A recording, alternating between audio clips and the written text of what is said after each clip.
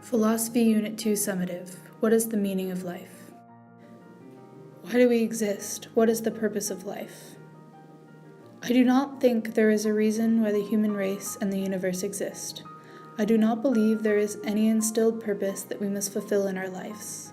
Instead, I believe our quest as humans is a desire to pursue happiness. I am not a compatibilist because of how I see time.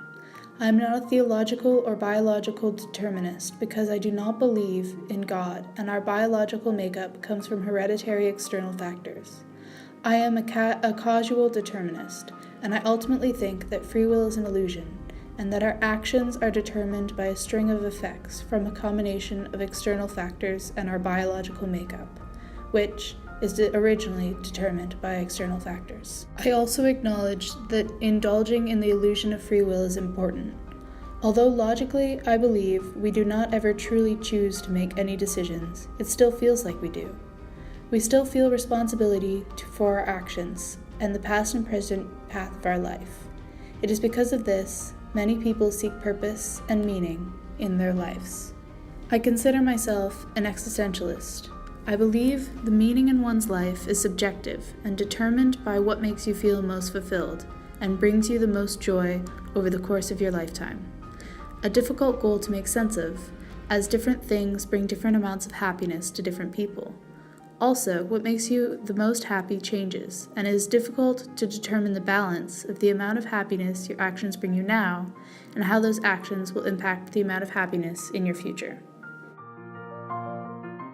How do we achieve enlightenment? I think one can achieve enlightenment through independent critical thinking, learning about the world, and acceptance of all that they perceive to exist.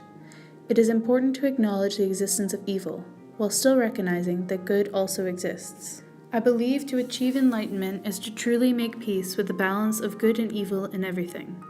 This does not mean an enlightened person can use their acceptance of the balance to justify causing suffering to themselves or others, or as an excuse to avoid creating change to make the world better. But rather it means that they do not need to do anything to be satisfied with themselves and the way that the world is. This idea shares ideologies with Buddhism because it revolves around not needing change, and Hinduism and Taoism because it requires seeing ultimate truths and allows many paths to reach enlightenment. Ultimately, I believe I cannot answer the question of how to achieve enlightenment, as I do not believe I have reached it, and therefore I do not know how to. Does a God exist? On the Dawkins scale of theism to atheism, my beliefs rated as a 6 out of 7. I do not believe in a God. I established my beliefs using reasoning of excessive evil and its inconsistency with omnipresence, omnipotence, and omniscience. I also believe in the impossibility of perfection and disbelieve in an afterlife. I think that as a species it is naive and narcissistic to believe that a God who is considered perfect would share so many human traits. In my opinion, the human race is one of the most flawed species, but we often see ourselves as superior to all other animals. Furthermore, if a God had created the universe, then the God would have in essence also have created time.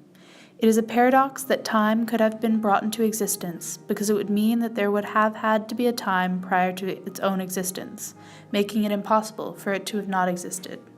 Another reason for my atheism is that I have found more happiness in accepting the inexistence of God, and so I find more personal value in this belief system. However, even though I do not believe a God exists, I think that God exists in people's minds through their belief or acknowledgement of the concept.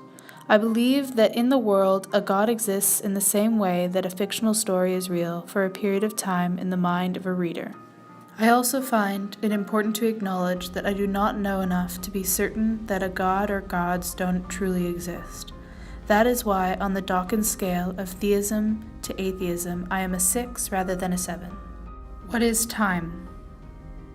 I consider myself an eternalist and someone who believes in causal determinism.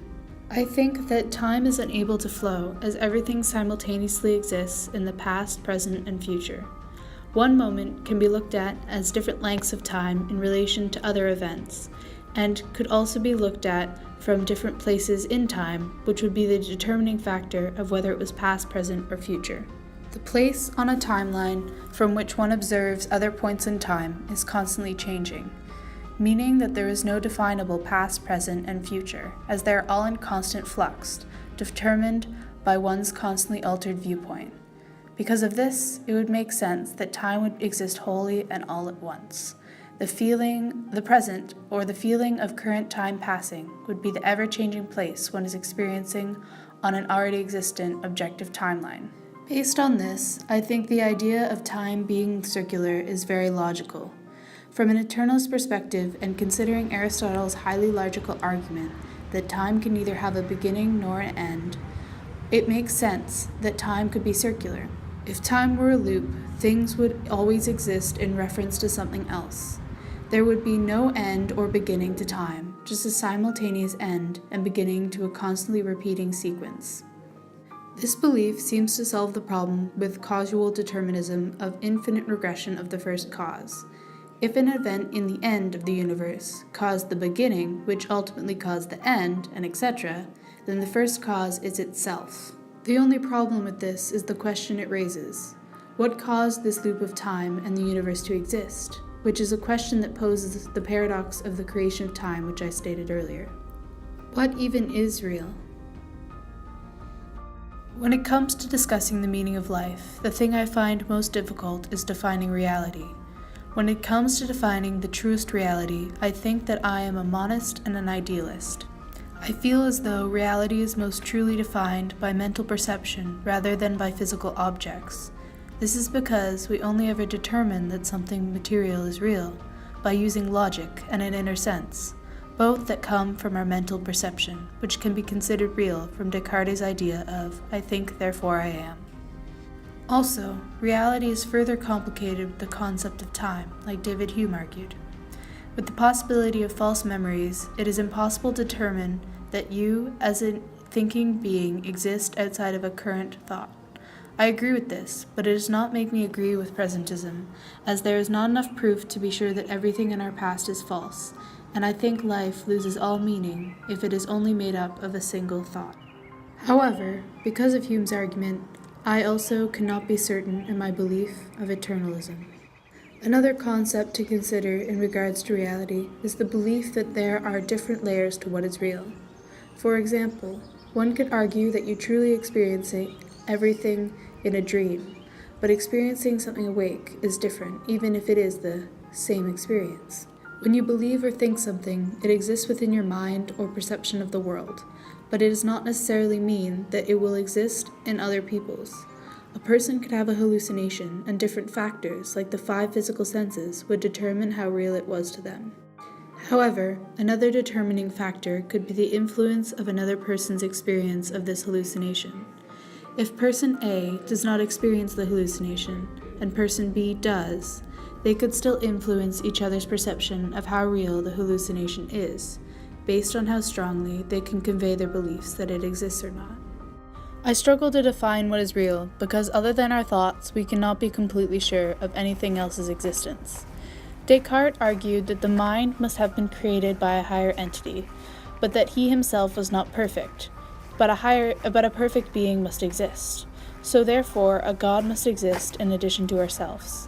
However, we cannot be certain that anything, including a higher power, created the mind. Additionally, I do not believe in absolute perfection of anything, making his theory of a God another uncertainty to me. I may never be sure I am living what is most real, or that anything other than my mind truly exists, but I do not believe it is necessary in order to enjoy life. I believe that the meaning of life as I define it exists only for the reality I experience, even if that changes over time. Therefore, regardless of how aware I am of true reality or what exists, my life will still hold meaning to me, and the rest is irrelevant.